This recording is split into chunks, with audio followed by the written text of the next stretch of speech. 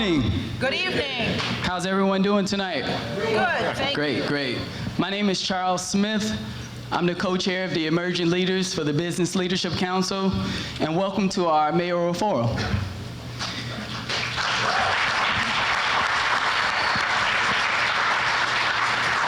And feel free to move up if you want. There's some empty seats up here, so if you're comfortable, fine, but if you want to move up, feel free to move up.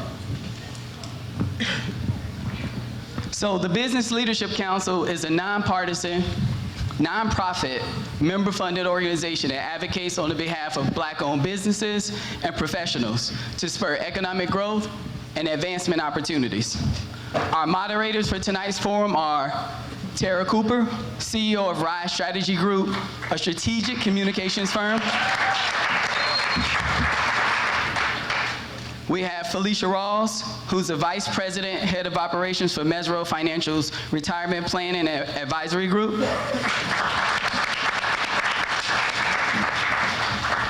But before we get started, I want to take a moment to honor our veterans on this Veterans Day.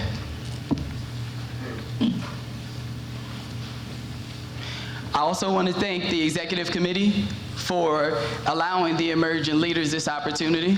I also want to thank our partners, Malcolm X, beautiful auditorium they have here, beautiful auditorium.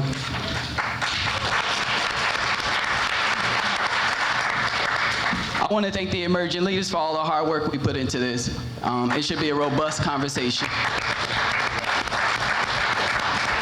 And just a couple of other partnerships. The Board of Elections, there's a table outside if you need to register to vote, if you need to change your address, whatever you need to do to update your information, you can do it right on site here. We have WGCI as a partner, Kendra G, thank you. The Chicago Urban League Impact Program, Chicago Votes.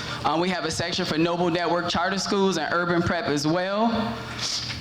And we have Uber as well. Uber actually gave students a code to get here back and forth, up to 50 students, so that was amazing.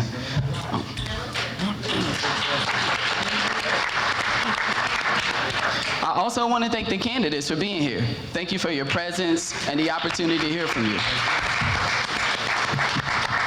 As I conclude, I want to take the opportunity to encourage those not only who need to register to vote, but to understand the pivotal role that elected officials play in our lives.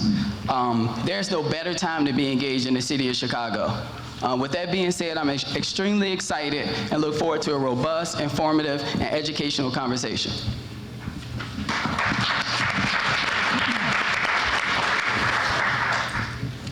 All right. Welcome, everyone. As Charles mentioned, my name is Felicia Rawls, and I am Vice President, Head of Operations for Mayoral Financial's Retirement Planning and Advisory Group. And I'm Tara Cooper, the CEO of Rise Strategy Group. We're so thrilled that everyone could join us here this evening and really discuss the issues that matter most to our city. So just to go over some of the rules. First and foremost, the mayoral candidates, as you'll see, who are joining us here today on stage in alpha order are Gary Chico, Amara Enya, Lori Lightfoot, Tony Preckwinkle, and Paul Vallis. Each candidate will receive one question directed towards them.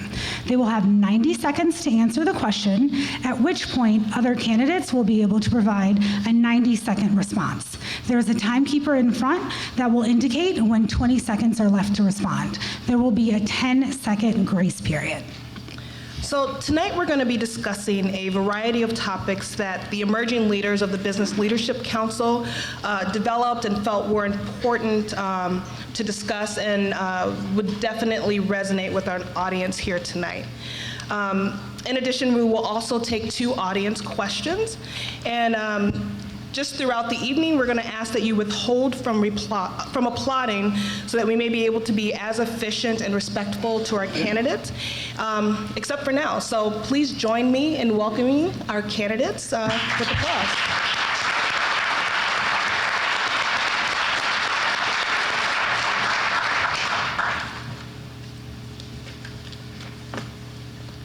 And we'll start with Jerry Chico, who's going to introduce himself.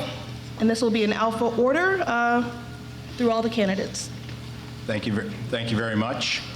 I want to thank the emerging business leaders for hosting this forum and thank all of you for coming. I also want to thank a few of my guests here tonight, if you'll allow me. That's Cornelius Griggs, who is a very successful business owner and a retired captain from the United States Army. We owe him a great deal of gratitude for having the ability to be here.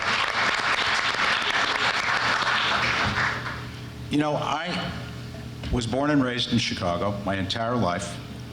I've gone to the public schools, my parents have gone to the public schools, and my children have gone to the public schools, and I know what they mean for us. I want to make the schools stronger. I want to make our communities safer. And by making our communities safer, we have to start by reinvesting in them. They need our attention, they need our care, and when our communities are rebuilt with an investment that they should have had for decades, we will see our city come to its full potential. And I am very much looking forward to this conversation. I'd like to acknowledge my other candidates on the stage. I've worked with many of them over the years and have a great deal of respect for all of them. Thank you.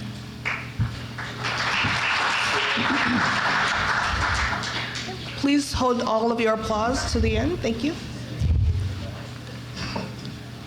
Next, Ms. Enya.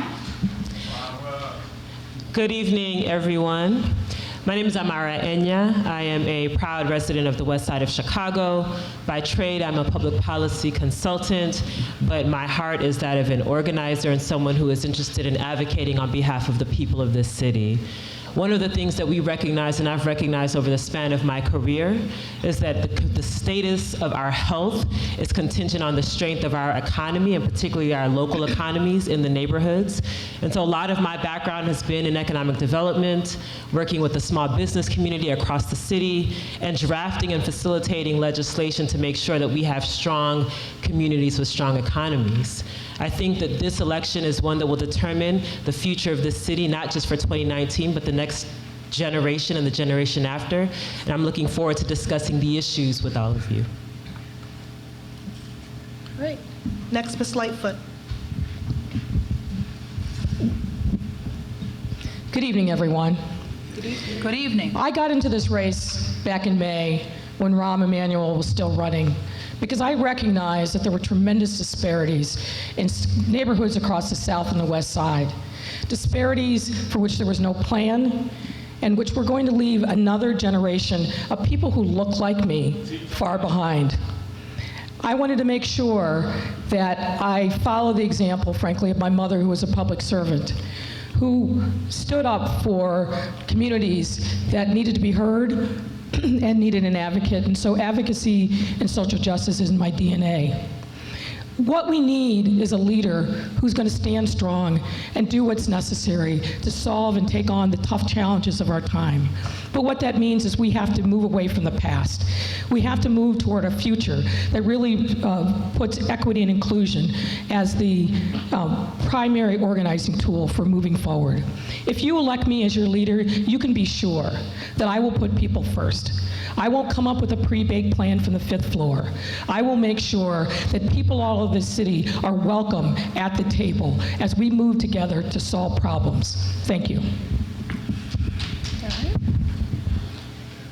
Next, Ms. Preckwinkle. Good evening. I'd like to thank all of you for coming out tonight. As most of you know, I'm a history teacher by profession, which is both good training for public service and led me to public service. I was an alderman for 19 years, working to improve public schools and revitalize struggling neighborhoods. We brought affordable, mixed income, and market rate housing to my ward and focused on business development. I know what can happen when an alderman has a vision for their ward, willing to work hard to implement it. And I understand better than anyone else how the mayor's office can support the needs of aldermen and their communities and bring about real change. One of the reasons I'm running is that my grandkids go to our public schools. We need good public schools in all our neighborhoods. We have good public schools in some of our neighborhoods, but they're not equally distributed. And many of our schools are under-resourced. And schools aren't just schools, they're community anchors. We have to support all of our communities, and our communities with the most violence are the most under-resourced. There's great inequality in our city. I worked on economic development for my time in the Washington administration, my time as alderman, and now as county board president. I'm not anti-downtown, I'm anti-only downtown. We have to have strong, vibrant neighborhoods if we're going to have a safe and thriving city. That means we have to focus on all of our communities, in particular the 15 neighborhoods out of 77 where 70% of the shootings take place. We need a strategy that acknowledges closed or under-resourced public schools, high levels of unemployment, low levels of education, food deserts in these communities. We need a holistic strategy for addressing the challenges they face in addition to the violence. And the only way we can be a world-class city is if we invest in all of our neighborhoods. And I've always believed, as I said, if you have a vision and you're willing to work hard, you can make great change. I've taught history, I've led a gun control organization, I served in the Harold Washington administration, I represented the South Side for almost 20 years, and for the last 8 years I've served as county board president. I'm ready to take on the challenge and I hope for your support. And last, Mr. Valles. Well, thank you. Thank you so much to the emerging business leaders, and I want to thank you all for not running. I was, give yourself a round of applause. I was born and raised in Roseland, which used to be a thriving Chicago community. Today it has shuttered storefronts and it's in a depression-like state, and has been that way for decades. For 12 years I served as city's revenue director, budget director, and was CEO of the Chicago Public Schools. Chicago's budget was in disarray when I took over, and our schools were considered by many to be the worst in the nation. And when I left, both were considered national models of success and financial stability. In each position I have held, whether in Chicago or when I was asked to take over the Philadelphia schools or rebuild the New Orleans schools after Katrina, or to help build a school system, a publicly funded school system in earthquakes ravaged Haiti, I was tasked with taking on broken systems and managing systems in crisis. My assignment was to turn problems into successes and do so quickly and creativity. I'm running for mayor because Chicago is in a crisis and we need solutions. Therefore, we need to ask each of the candidates who are asking for your vote, what are your specific plans? What are you going to do differently? And do you have a record of accomplishment that you can trust? I look forward to answering those questions, and I look forward to a exciting debate. Thank you. Okay, diving right in. According to recent data from the Gen Forward project at the University of Chicago, 1/3 of young adults between the ages of 18 and 29 reported that they wanted to leave Chicago someday. In Inglewood, that was even higher, 42.5%. As mayor, how will you encourage millennials and young adults who are from Chicago to actually stay and want to live in Chicago? Mr. Valles, we'll start with you. Okay. Well, thank you. Well, look, the city, you've seen an exodus, and the city, and that exodus crosses all racial and most economic categories. I mean, the bottom line is what we've got to do is we've got to create conditions that will encourage people to stay in the city. Number one, our communities need to be safe. We need to make sure that we have both the police resources and support and infrastructure to ensure successful public safety and at the same time accountability. Second, we've got to deal with this issue of substandard schools. We need to provide quality schools in each and every one of our neighborhoods. And obviously, during my tenure, my goal was to not only expand the number of school choices and school options, but to develop a strategy to magnetize neighborhood schools so that those schools would be attractive and offer viable educational opportunities. Third, we've got to recognize that if we're going to grow as a city, we've got to develop the 80% of the city that has long been neglected. Development is only occurring in 5 or 6 of the wards in the city. The rest of the city has seen either no development or a significant decline. And there are communities in the city that have been in depression-like conditions for the last 4 decades. So it's absolutely critically important that we develop the type of investment policy that does not neglect the long neglected communities that have long been underserved. So it's critical that we take a comprehensive approach if we're going to create conditions to not only serve the millennials, but to serve all of those, the retirees, the seniors, the working class families, all those who are deserving of neighborhoods that are safe and economic opportunities that are available to all. Ms. Park-Winkle? Let me just say, when I was elected in 2010 and then Rahm Emanuel was elected in 2011, we sat down together to talk about how the city and the county might work together we shared a building, but we had little or no shared activities, collaborations previously. And one of the things we came up, we set up a task force, and one of the things we came up with, there were a couple dozen suggestions. One of the things we came up with was combining our workforce initiatives. We came up with a not-for-profit organization called the Chicago Cook Partnership that took the financial resources from the Department of Labor that had previously come to the county and had come to the city of Chicago. We spun it off as a not-for-profit so that it could get foundation and corporate support. It's called the Chicago Cook Workforce Partnership. And one of the things the partnership has done is focused on young people 16 to 24 who are out of school and out of work. And there are tens of thousands of such people in Chicago and Cook County. And we have to focus on opportunities for them if we're going to make Chicago an attractive place for young people. We have lots of people who are out of school and out of work, and we have to focus on opportunities for them and providing career ladders for them. You know, there was work done at the University of Chicago about young people involved in gangs, and they said there were two things that would help you if you were involved in a gang, get on a more productive path. One was a job and the other was a girlfriend. 10 seconds. And I always say, government can't do much about the girlfriends, but we surely can do something about the jobs. And we have to focus very laser-like on providing opportunities for young people in that 16 to 24-year-old age cohort who are presently disconnected from both school and employment. Ms. Enya? I think Lori is next. No, it's random. Oh, random. I'm sorry. I thought you were going this way. So when we talk about a reason for people to stay in the city, they have to see that they have a place in the city. Two things that affect young people in particular. One, when they are of childhood age, middle school and high school, we have to look at the funding levels for philanthropic organizations that actually provide the sorts of resources, programs, and services that expose them to leadership development skills, potential workforce opportunity skills. What we've seen over the last several years is those dollars have actually dried up, and it was one brave soul who banded together with others named Phil Jackson and called out the lack of support from the philanthropic community in these neighborhood-based organizations. It starts in childhood.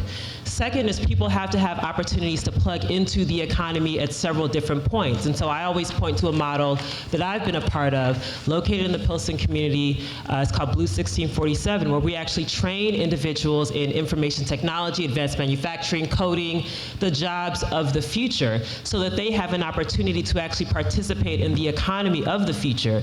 Those sorts of initiatives have to be scaled up. It's one thing to tell young people that they need to find work or they need to find something to do.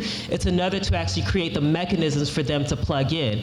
If we can do that starting at the young ages, making sure that they have access to the programs with neighborhood-based organizations, investments in the Park District, and then into the economy with training and skills that are relevant, then we will see unemployment decline and we'll see people actually having a reason to stay in Chicago.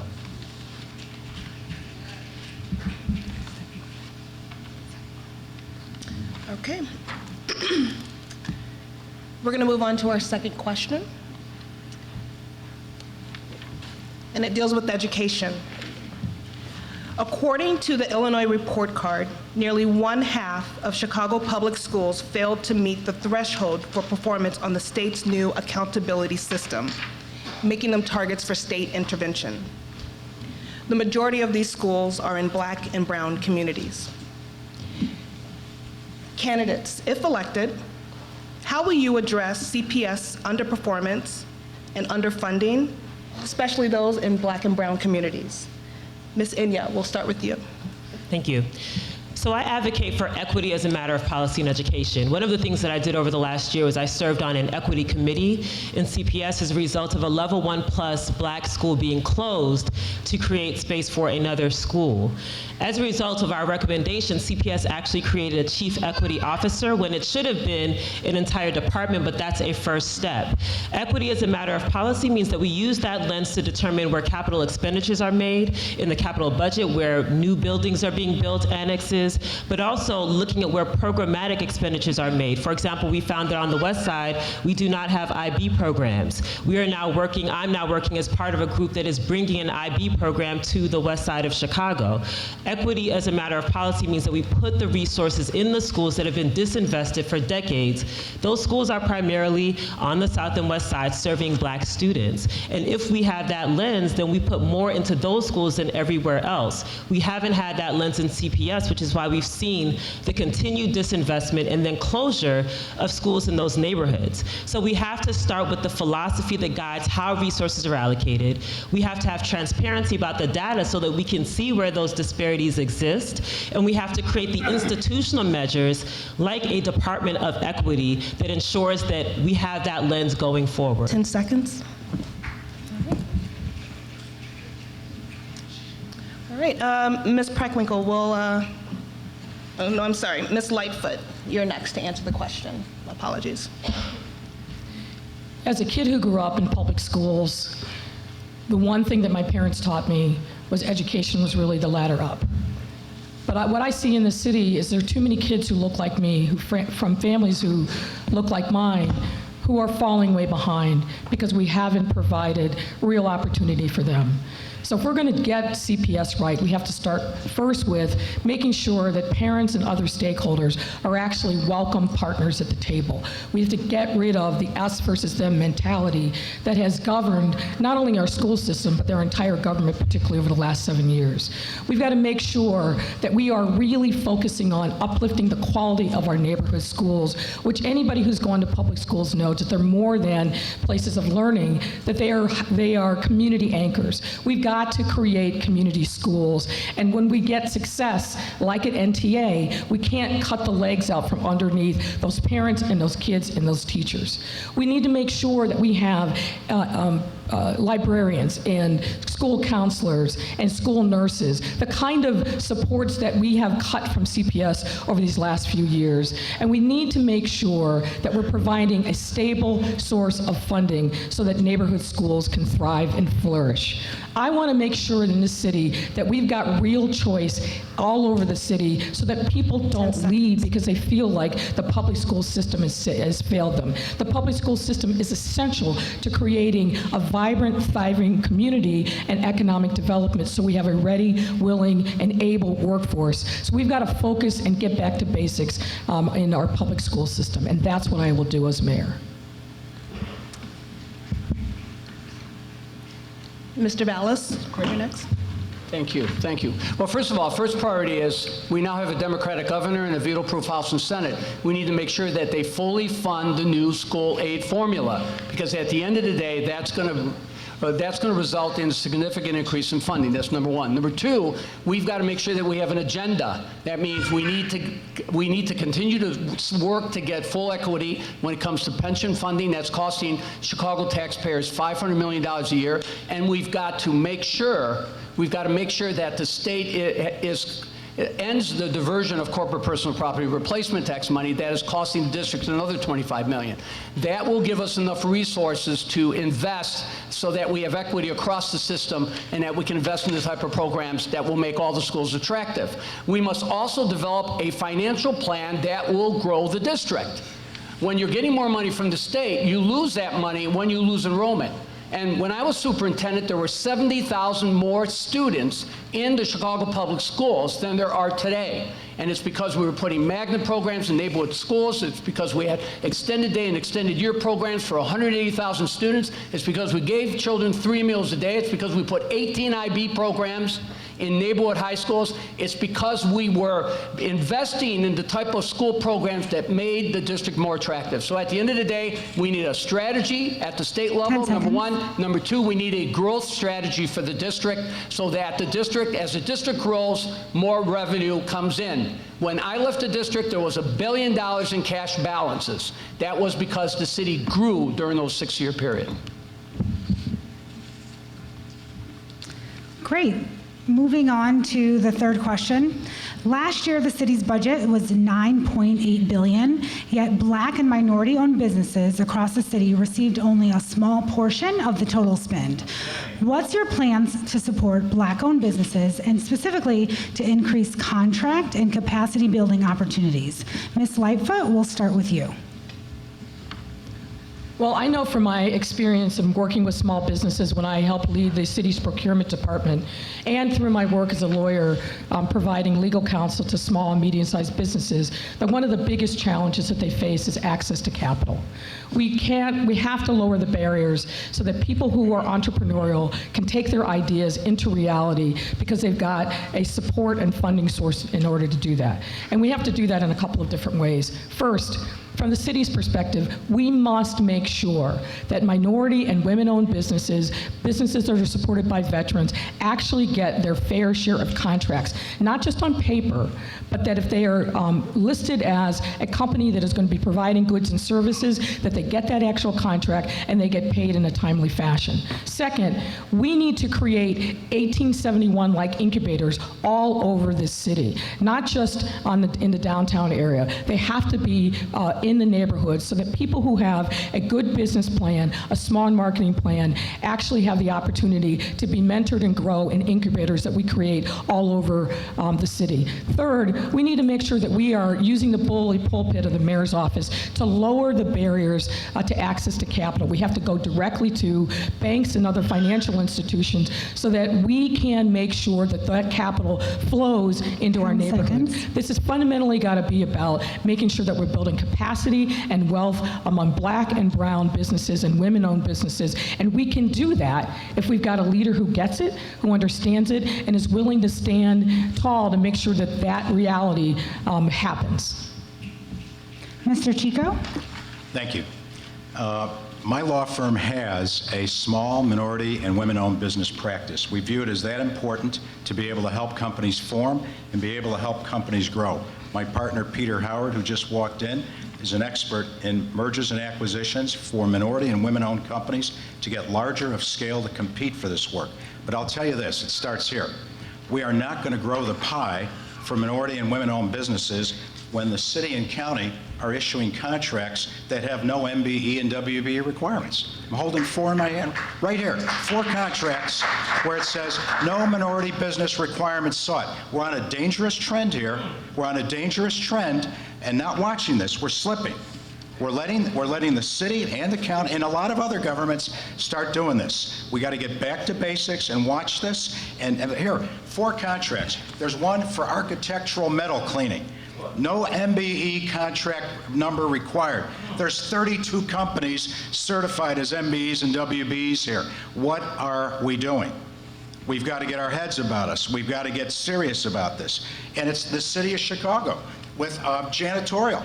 I mean, you've got to look at these things to believe it. We've got to get serious about this and stay on the right path to make sure that we are vigilant in having mentor-protege agreements, that we are watching that there's compliance, and that we, 10 more seconds, right? So we're making sure that there are access to capital, as was said earlier, by not only the banks traditionally, but through mentor-protege agreements where larger companies can provide capital to their partners who are smaller. Ms. Winkle? Well, first of all, I recently met with a group of young African-American business leaders from different industries to hear their experiences and recommendations. At the county, we've worked hard every year to increase the amount that we spend with MBEs, particularly African-American businesses. And I know that there's more than we could do, but let me tell you what we are doing. We increased the actual amount spent with Black businesses each year in my administration.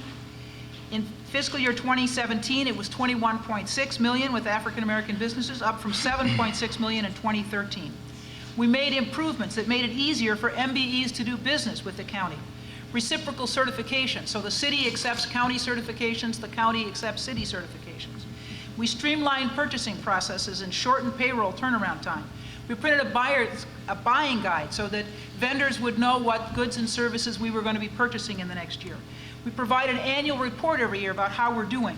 We've invested in technology to increase accountability and to track our actual spend, not just commitments, not promises, but what people actually spend. And so we can address non-performance timely rather than waiting to the end of a contract and then just assessing fines. You know, but what we really have to do is re-densify the city of Chicago. We have to make sure that people get living wages and can afford to stay in Chicago. We have to have 10 affordable seconds. housing. We have to have quality schooling to make sure that black families want to stay in the city and can afford to stay in the city. Because if you don't have communities that can support businesses, you're not going to have any businesses. Okay, our next question, we're going to talk about Chicago Police Department. Recently, an accountability task force appointed by Mayor Rahm Emanuel found that the Chicago Police Department has engaged in a long pattern of institutionalized racism that has alienated both black and brown communities. As we've seen from Laquan McDonald to many other victims of police shootings across the U.S., the names of victims of police shootings have become a rallying cry for police reform. If elected, how would you work to change the negative perception that some black and brown communities may have of the Chicago Police Department and help build trust in those communities? Ms. Preckwinkle. Well, we have to have a more inclusive and honest approach from the mayor's office. That's the first thing. And we have to understand that an entire generation has been raised to fear the police. Parents having to teach their kids what to do when they come in contact with the police. And these are conversations that white parents don't have with their children. I don't know about you, but when my kids got to be teenagers, that's what I did. You know, I sat down with them, look, never argue with the police on the street. Yes, ma'am, no, ma'am, keep your hands in view. Don't say anything other than a polite response. When you get to the police station, call me. When I talk about that to white audiences, they just look at me like because white people don't understand the ways in which black and brown people interact with the police and fear the police. And it doesn't matter if we have good and dedicated police officers if we don't have a system that truly holds all of our officers accountable, all of our officers.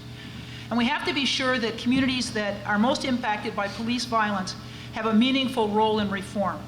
And I commend the community organizations that continued the call for the consent decree and tried to hold the city accountable. And we have to understand, frankly, what happens when people come in contact with the police in the first place. We have to stop criminalizing public health issues like mental health and substance abuse. We have to stop relying on our police officers to serve as everything from social workers to healthcare providers. We have to invest in communities, and communities that experience the most violence are the ones that need the most resources. Mr. Vallis?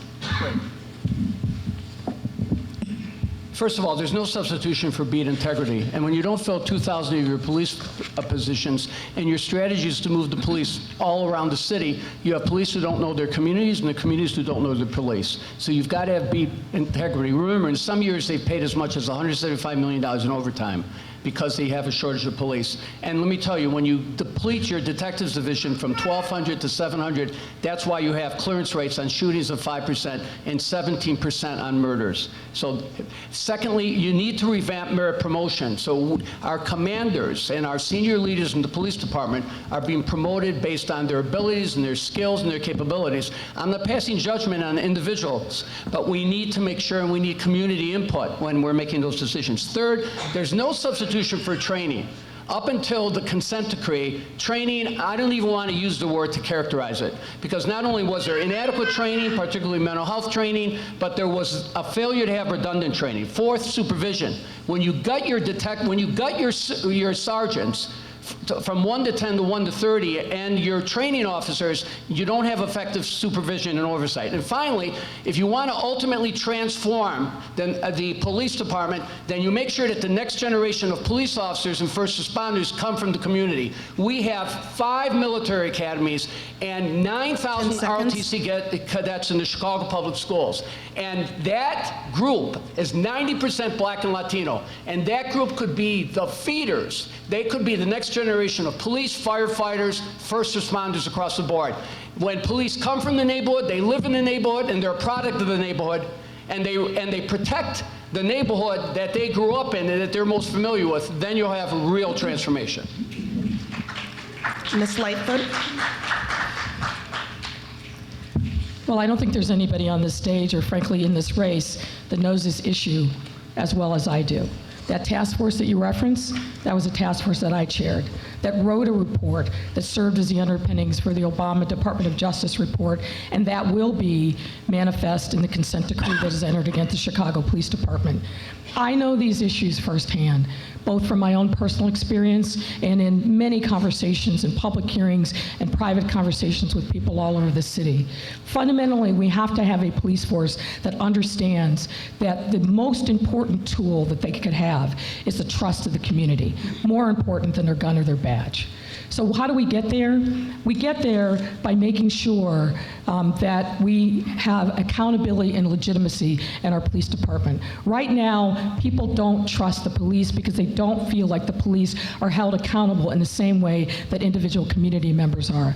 That's why I've been fighting so hard over these last few years, both as president of the Chicago Police Board, both as a task force leader, to make sure that our police department has accountability. It's absurd that we have spent the last 7 years $500 million on settlements, judgments, and on police misconduct. We've got to have a leader who understands the necessity of getting that under control, holding officers accountable, 10 seconds. and there's no one who has done that more from the perspective of a prosecutor, from investigating police misconduct and police-involved shootings, and as a leader holding police officers accountable than I am. I am ready, day one, to make good on the promise that public safety cannot be a commodity that is only available to the wealthy in the city.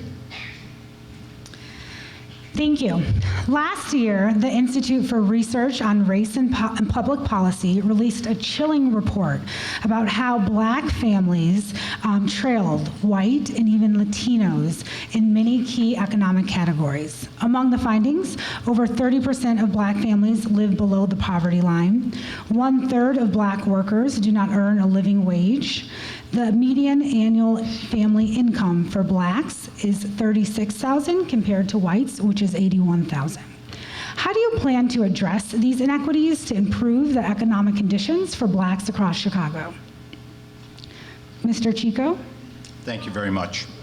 This morning I stood with Congressman Bobby Rush to call out the Target Corporation for what they're doing on the south side of Chicago to close those 2 Target stores.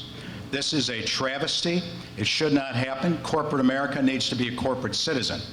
And we cannot allow companies like that who have received help from the city and want to build on the north side of Chicago to close stores on the south side of Chicago. I've been a practicing attorney in real estate development for my entire career.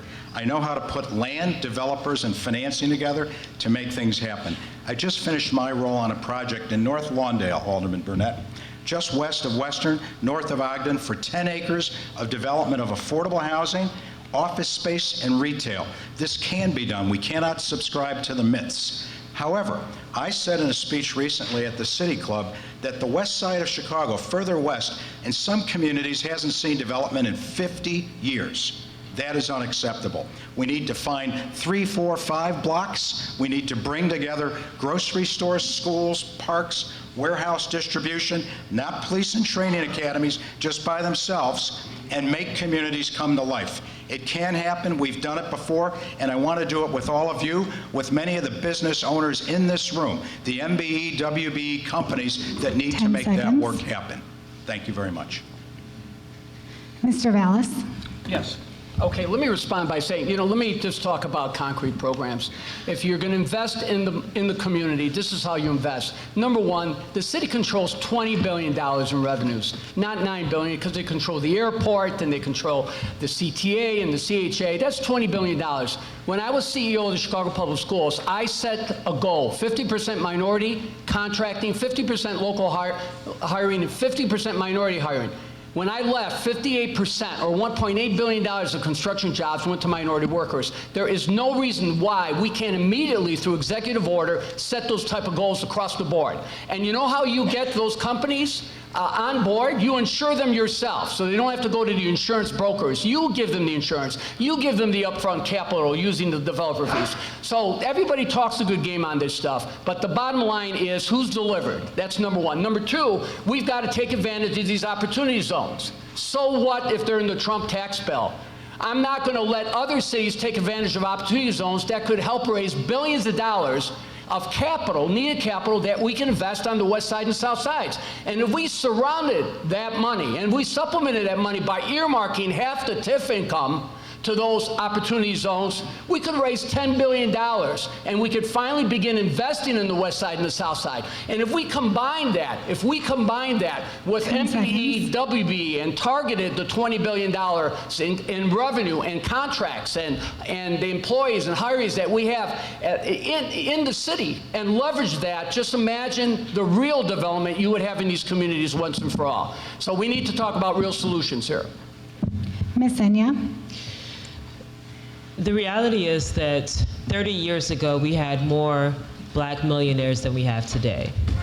30 years ago, we had more companies who were able to take advantage of the largesse of the city, particularly under the Harold Washington administration, that we have today. Yet we have individuals who have presided over the decline of black wealth.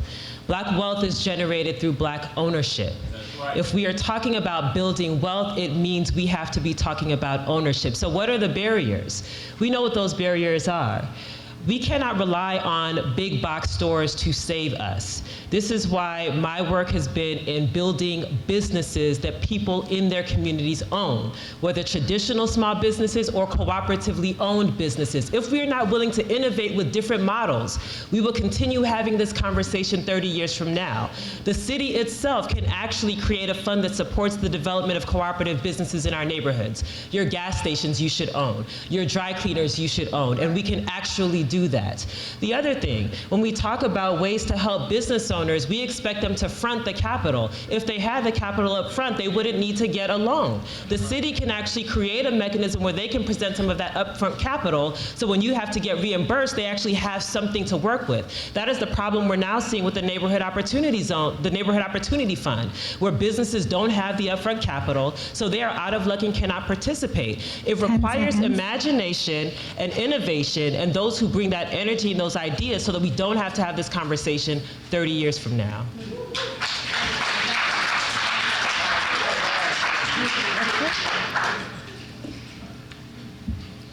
I want to thank all of our mayoral candidates for your candor this evening. We are now going to take 2 questions from the audience.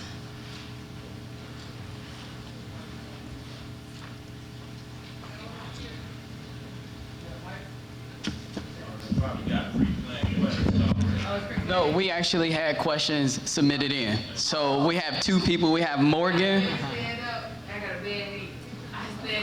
You know what? Why don't we let you ask your question then? What about that? Please introduce yourself. Yes. How's it going, everyone? Go ahead. Greetings. My name is Jessica Disu. I'm also known as FM Supreme. I'm an activist and organizer. And my question, I have many, but since I wasn't even planned, I thank you guys for the grace. I appreciate it. And I know you all have said it through and through tonight, but I guess what I want to know deeply, there's a lot of people in this race, and you all are up here for whatever reason, out of the 25 people or however many 30 candidates running. My question is, who on this panel truly believes that the anointing of God has fallen upon you to lead this city? You know what I'm saying? I'm really more interested in that. I can hear y'all talk about policies and what you've done for 30 years. I just turned 30. And where I'm from, that's a medal, because people dad my age way younger. You feel what I'm saying? I didn't think I was gonna be 30 years old. So who believes? And if I had to ask one person a question, it would be President Preckwinkle. Well, everyone has We're going to allow all the candidates to answer the question. Okay, is that my question? All right. Because I have a different question for President Preckwinkle. That's for everybody. But my question for President Preckwinkle. Can you please state your question? Oh, yes. I'm sorry. My President Preckwinkle, during all this time that you've been the president Jessica, you'll of have the to Cook County. address the entire candidates. So you can ask one question of all the candidates. Okay, so the question I asked stands. Which one of y'all believe that no one's letting y'all speak, or forever hold your peace? I'm sorry. What is the question you want us to answer? So I'll restate the question. God anointed you there. That's the question. Said, do y'all still belong to the devil? So the question as it was asked is, do you feel anointed to be mayor of Chicago? You all have 90 seconds to respond. I'll take it first. I'm not looking for divine intervention. I'm looking for you, the voters. You're the ones who anoint us. And what's really important for us is to present our credentials. If you have the confidence that we can do what we're promising, first of all, ask for specifics. You need to get specifics. I'm going to offer specifics, and win, lose, or draw, at the end of the day, I'll live and die based on whether or not people think my credentials and my specific proposals are relevant. But you're going to anoint us. You're going to anoint us. And you need to anoint us in a resounding way, because people don't want you to vote. They don't want you to get involved in this process. They want to maintain the political industrial complex. So get out there and vote. You already made your voices heard, and that's why the incumbent mayor is not running again. Well, let your voices be heard again. Get out and vote, and ask the candidates to put up or shut up, and ask them to present their credentials, so what they promise, the promises they make, will be the promises that they keep. Thank you. I'll answer your question. Excuse me, I think I'll take the next Go one. ahead. You know, I always say, I'm a history teacher, and I always say democracy is at the same time the best and the most fragile form of government on earth, because it depends on an active, engaged citizenry. It depends on an active, engaged citizenry. So I'm grateful to all of you for coming out today, for your interest in this election, and you've got to know that the outcome of this election depends on you. The other thing I always say as a history teacher is, it quotes Martin Luther King, who actually stole this from a 19th century abolitionist named Theodore Parker. But anyway, the arc of the moral universe is long, but it bends toward justice. The arc of the moral universe is long, but it bends toward justice. But it doesn't bend of its own volition. It takes good and decent people working hard over time to make change, to bend the arc. And you have to understand that the things that you work for, the things that you fight for, the things that you believe in, may not be accomplished in the next 5 minutes or the next year or the next decade.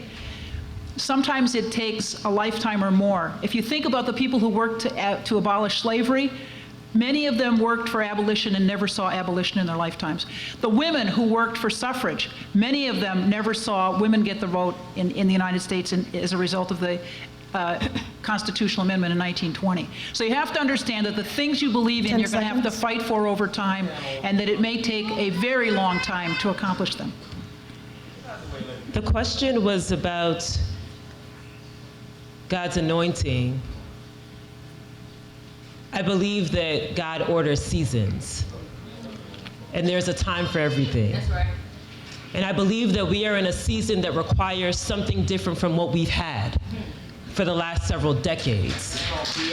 And I believe that what is required are new ideas, new energy, and a new philosophy to lead us into the future. And that cannot happen being tethered to the past. I actually think that if we honor the seasons that are divinely ordained, then we will recognize this unique moment that we're in, that it requires a different kind of leadership, that it requires a different narrative, and that it requires us to do some things differently if we're seeking different outcomes. So while I can't speak to anyone's personal connection with the divine and whether they were anointed, I know that there are seasons, and if we don't take advantage of the season that we're in, we will miss the opportunity of all of our lifetimes. In answer to your question, I would not be so presumptuous to say that I have been ordained by God. But my faith tells me that for those of us who have a voice, we have a responsibility to speak for those who need to be heard. That is why I am in this race. When I look at what's happening in neighborhood after neighborhood across our city, where we have 25% unemployment, and that of course doesn't count the people who just stopped looking for work, when we have 40% of African American children who are living in poverty, when we have neighborhood after neighborhood where there is no investment, that are crying out for resources and have not been heard by this current administration and elected officials who are more concerned with their own safety and incumbency than doing the work of the people, I know that I have an obligation to stand up and say, we have to chart a different course. You have the opportunity in this election to really speak your values about the kind of city that you want, not only today and tomorrow, but for our future and for our children. We can't get there by electing the same old machine-style politics that frankly got us into this mess in the first place.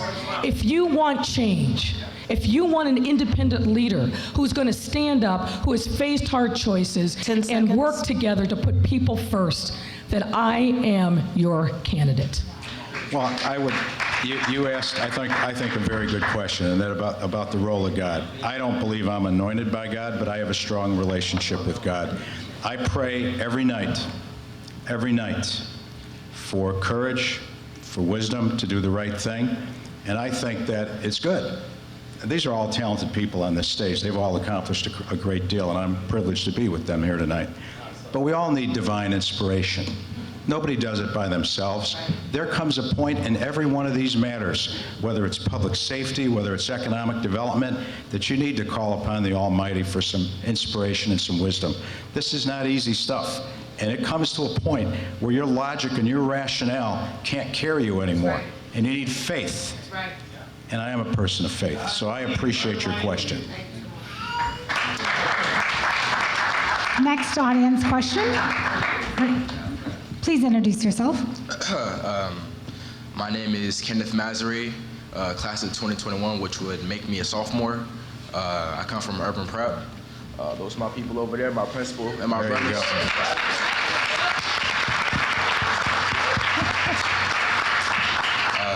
So I was currently wondering, I live on North Lawndale, and so I see a lot of different people.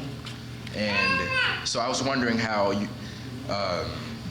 gentrification and how you're going to deal with the people that are affected, because the process of gentrification means that people that buy the houses for low prices, like they kind of give up on other people, and so they just get pushed to the wayside, like all of you were saying. And I think all of you are really cool for coming out tonight. All you guys have some great credentials, but I was wondering how you guys are going to deal with the people. Well, not deal with, but how are you going to save, quote unquote, the people that are affected by gentrification? Thank you for your question. So the issue with gentrification is we're talking specifically about displacement. And again, I have to reiterate the key is ownership. When you own the land, because that's the first question of community development, who owns the land? When you own the businesses and when you own the homes, you cannot be pushed out or priced out of your community.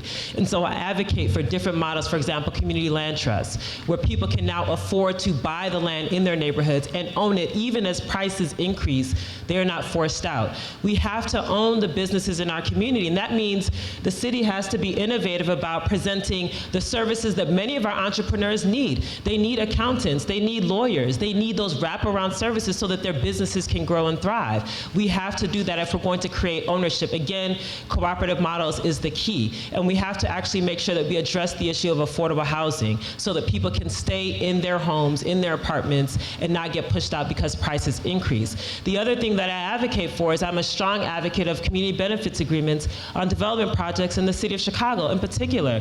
One that's going on right now is with the Obama Presidential Center. We know that the history of development in Chicago is one of displacement. And so we have to have a proactive measure that addresses issues like who gets the jobs, how do we maintain affordability, how do we make sure that development doesn't displace people. One way to do that is through community benefits agreements. It has to be a part of development projects in the city. Those are some of the frontline things that we can do to address displacement. Here, you want to go? Yeah, go ahead, and we'll go down the line. Did you call my name? Okay, Just go ahead. I'll speak. First of all, I want to commend you for the school that you're in. I love the urban prep model. I love Tim King. I think what he's done in creating these high schools, which are charter high schools, are phenomenal.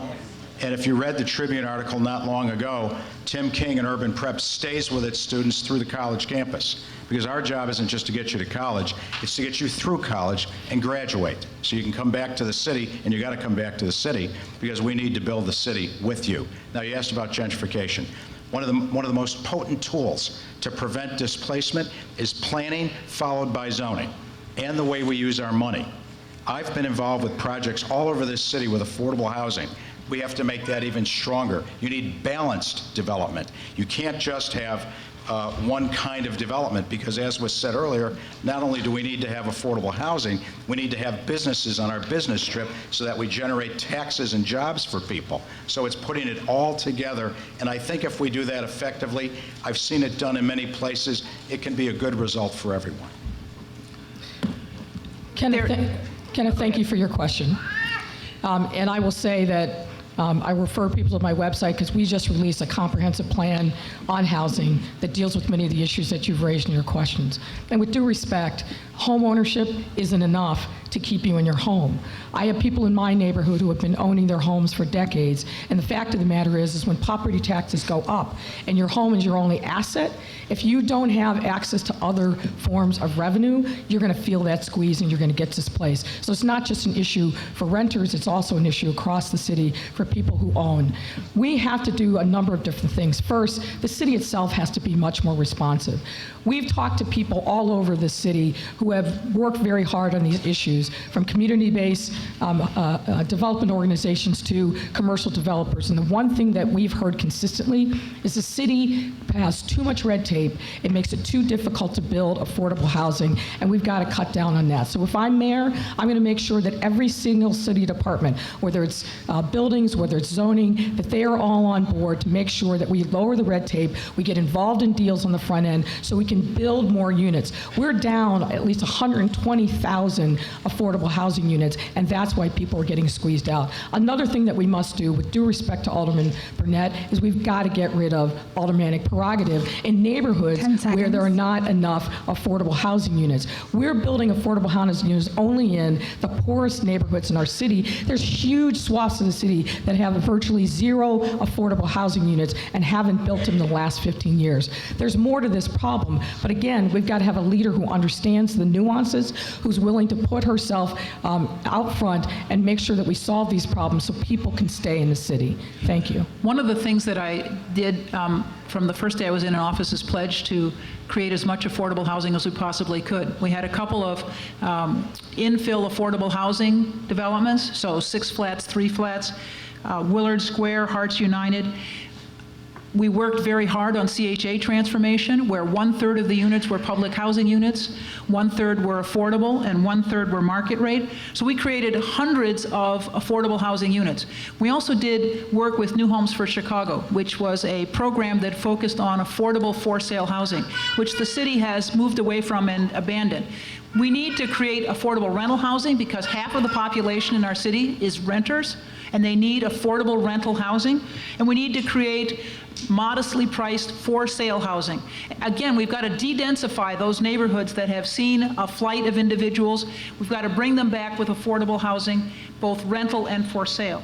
And let me just say, you know, Alderman Burnett has focused on trying to be sure that there's affordable housing in all of the developments that are done, all of the developments that are done in his work, so that the wealthier parts have affordable housing and the parts of the community that are most modest. And actually, the developer was complaining the other day that Alderman Burnett was trying to make somebody do affordable housing in a development in the West Loop, and I thought, good for him. So.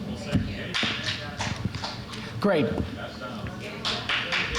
Well, a number of specifics. First of all, as long as development and investment is going on in 20% of the city, you're going to have overdevelopment, you're going to have extreme gentrification. So at the end of the day, you need a comprehensive development policy because this city needs to grow, and it's not going to grow when investment is only going on in 20% of the city. Secondly, you need to build a financial plan around a property tax cap, because if you want to prevent gentrification, then cap people's property taxes to 5% or the rate of inflation, whichever is less, which would be about 2%. And that's what I've attempted to do in my long-term financial plan. And that's for homeowners, that's for landlords, and that's for businesses. So if your assessments go up, you're never paying more than a 2 to 3% increase. That will stop gentrification in its tracks. Third, you've got to remove the obstacles for more affordable housing. We can subsidize affordable housing all we want, but if you just remove the obstacles, if you did something as simple as remove the obstacles examples to converting unimproved space to garden units. You could create 150,000 units in the next year or two without a single dollar, a single dime in subsidy. And then fourth, we've got to do something to reclaim these vacant units. Only 20% of the vacant property on these property sales is being sold. We could turn those vacant units to community developers, community-based developers who could then get those buildings for $1, like they get the lots for $1, and they could renovate those buildings, 10 and they could seconds. put those buildings back on the tax rolls. So those are basic solutions. Those are fundamental solutions, all doable to help us address the affordable housing issue. Thank you, Kenneth, for your question. Thank you very much. Thank you. So we want to make sure that we're respectful of everyone's time, and our program is ending soon, but we want to make sure that we give each candidate an opportunity to have some closing remarks. Go ahead, Mr. Chico. Thank you very much, Charles. And thank all of you for coming out and agreeing to have this forum. It's very important that we talk directly with people and not use surrogates and not just use other media. I think it's important to have face-to-face conversation. As was talked about at the start here, the communities of color, especially growing businesses from those communities, is vital to the future of the city.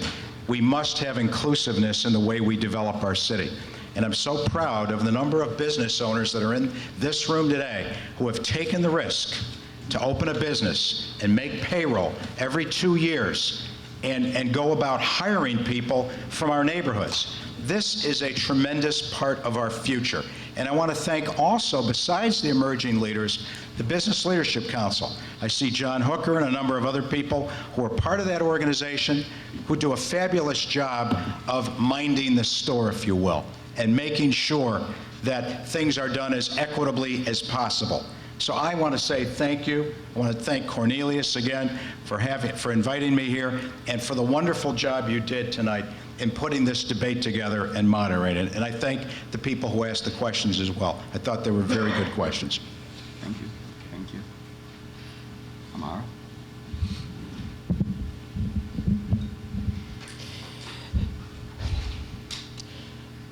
So I cannot emphasize enough how important this election is. The key to our thriving in the city and not just surviving is tied to our economic health. If we do not address the economic imperative, then none of these conversations matter. And there are some very specific ways we can do that. For me, none of this is theoretical, and I'm probably the person on this stage who has worked at the top level of government, but spends my time as an organizer in the neighborhoods. And so the issues that our businesses face, they're not complicated. They're not complicated. They require the kind of capital necessary that other businesses have gotten, other persuasions have gotten, that allow them to open up and to thrive. We talk about the MBE participation, yet the numbers are still what they were 30 years ago, and we're still lauding ourselves for hitting those basic minimums. What we should actually be doing is making sure that we're expanding the pipeline. It should not be the case that only the privileged few who get into the door then close the door behind them, and so younger entrepreneurs can't get access to the same opportunities. That's why we're not seeing wealth increasing. Where is the deliberate and intentional policies that open up those pipelines, particularly for Black-owned businesses in the city of Chicago, so that they can build wealth? They're the ones who will hire from the community, so we're not begging Target to stay in our neighborhoods. We have to change the entire paradigm of what our communities need. It is not just social services. It is not just platitudes. It is actual, tangible things that build wealth. And if we're not talking about ownership, if we're not talking about opening up pipelines, if we are not dispelling the same thresholds that we've been touting for 30 years, then we're really not talking about anything. And that requires a different kind of leadership that has the tangible experience on the ground with these businesses. I've sponsored several pieces of legislation that have been passed at the state level just in the last 2 years alone to create stronger economic corridors in our communities. That's what we need. Audience, please hold your applause to the end. I want to talk briefly about an issue that we really haven't spent that much time on tonight, but really I think forms the basis for any progress that we can make as a city, and that's public safety. In the last 7 years, 23,000 people have been shot in the city. And that's represents not only the people who are most directly affected, but individuals and communities and neighborhoods whose lives are forever changed by the violence. I got into this race to try to make a difference on a number of issues, but public safety really is the issue of our time. We can't change the narrative in neighborhoods. We can't grow businesses. We can't get better schools if our people and our children are not safe. This is the issue that we must rally around and come together. I have issued a comprehensive plan for public safety, but fundamentally, we've got to treat this epidemic of violence that we've been experiencing as a public health crisis that it is. We've got to do a better job of being proactive and taking guns off our streets. As a former federal prosecutor, as somebody who's worked in the police department, as someone who's spent many, many years working on police reform and accountability, I am ready from day one to take on this challenge and make a substantial difference so that we then can talk about how we build up the entrepreneurial spirit, how we meet the public health crisis in our neighborhoods, how we make sure that we are building a real place for returning citizens to have a life and thrive. Those are the challenges, but it starts with having a leader who understands the necessity and the urgency of making sure that our communities are safe, and that, as I said before, that public safety is not just a commodity for the wealthy. If you want change, as people all over the city have told me, then we have to have a bold, independent, innovative leader who sees people, who will put people first, and who has concrete solutions to move our city forward. We can't rely upon the same old if we want to make a difference. This election is about our values. It's about how we move forward as a city together, uniting people across every neighborhood for a better Chicago. Audience, please hold your applause to the end. Thank you. I referred earlier to my experience as a teacher. You know, I loved being a teacher, and I thought it was great preparation for public life. And politics, frankly, is public education. As I said, I used to tell my students that democracy is at the same time the best and the most fragile form of government on earth because it depends on an active, engaged citizenry. So I want to thank all of you for showing up tonight and for your interest in the mayor's race. I taught high school history. I led a gun control organization. I was an alderman on the south side of Chicago for almost 20 years, trying to be sure that the streets were safe and the schools were good, and that new housing was brought into the ward, and along with new businesses. I took all these experiences with me to the Cook County Board, where I worked to be sure that our healthcare system was sustainable. And let me just say, we have a health and hospital system that provides almost 50% of the charity care that's delivered in Cook County. We have 2 hospitals out of 72, and we provide 50% of the charity care. And I've worked very hard to make sure that system is sustainable. And as a result of the Affordable Care Act, President Obama's Affordable Care Act, we now serve 330,000 people who didn't have regular insurance before. 330,000. It's a boon to them, and it's also been a boon to our health and hospital system's bottom line. But the sustainability of our healthcare system has been my primary concern over the last 8 years. The second big thing I've worked on is criminal justice reform. There were 10,000 people in our jail when I came into office, 10,000 people. They're now less than 6,000 people. And it's because poor people who didn't have cash bonds no longer await the disposition of their cases in jail.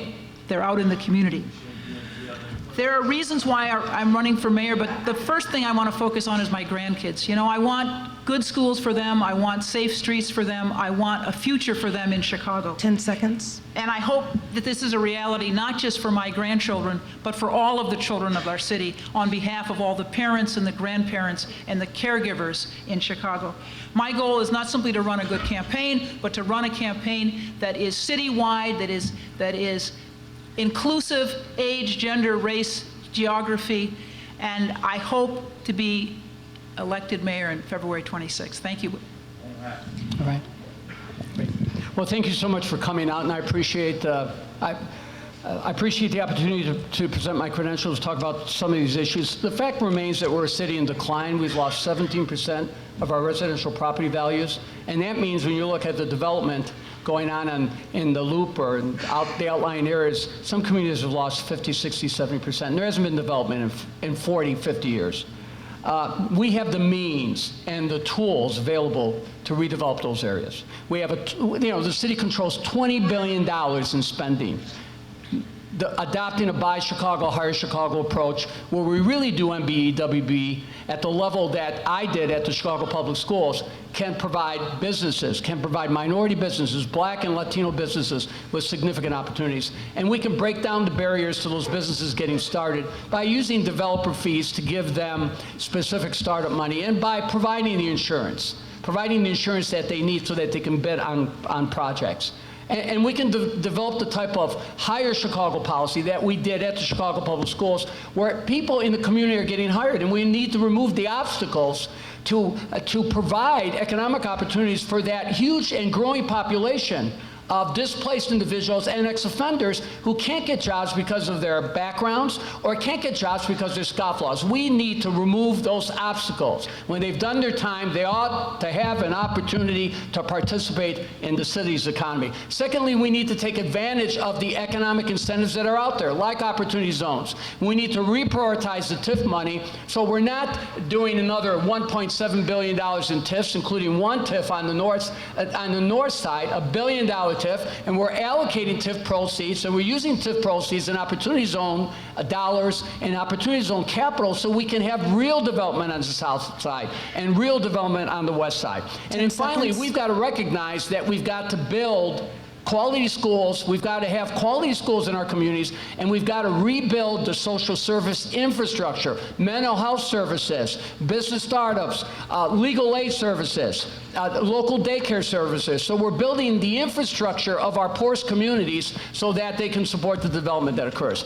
This is not a resource issue. It's a resource allocation issue. And you need to elect leadership that will allocate the resources right for all of Chicago. Thank you very much. Let's give all of our candidates a round of applause.